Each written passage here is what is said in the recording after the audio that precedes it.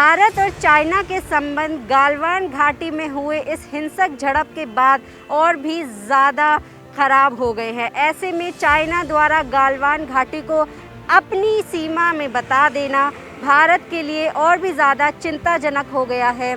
ऐसे में भारतीय सरकार द्वारा भारत और चीन के कारोबार को कम करने के लिए अब कुछ सख्त कदम उठाए जा रहे हैं।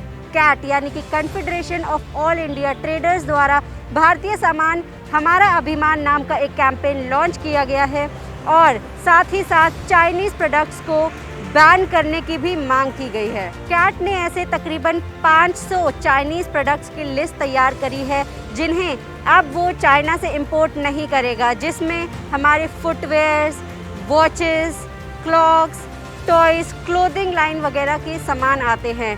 इसी के साथ साथ कैट ने भारतीय स्टार्टअप्स में चीनी कंपनियों द्वारा जो निवेश किया गया है उन्हें वापस करने की रणनीति तैयार करनी शुरू कर दी है। साथ ही साथ चीनी कंपनियों को दिए गए ठेकों को भी अब रद्द किया जाएगा। साथ ही साथ कैट ने इंडियन सेलिब्रिटीज़ और क्रिकेटर्स को चाइनीज़ प्रोडक्ट्स को इंडोर्स करने से बचने के लिए कहा है।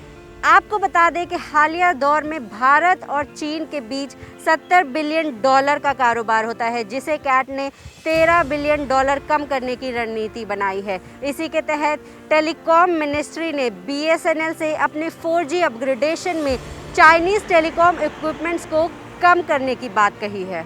Indo China border road phase 2 के तहत भारत और चीन की सीमा के बीच 32 सड़कों का निर्माण होना था, जिसके कार्य को अब भारत ने तेज़ गति दे दी है और इसी के लिए लेह लद्दाख में भारतीय 1500 मजदूर भेजे भी जा रहे हैं। इसी के अलावा इंडियन इंटेलिजेंस सर्विस द्वारा 52 चाइनीज़ ऐप्स की एक ऐसी लिस्ट तैयार करी गई है जिन्हें सरकारी और भारतीय लोगों द्वारा मना करने की सलाह दी गई है।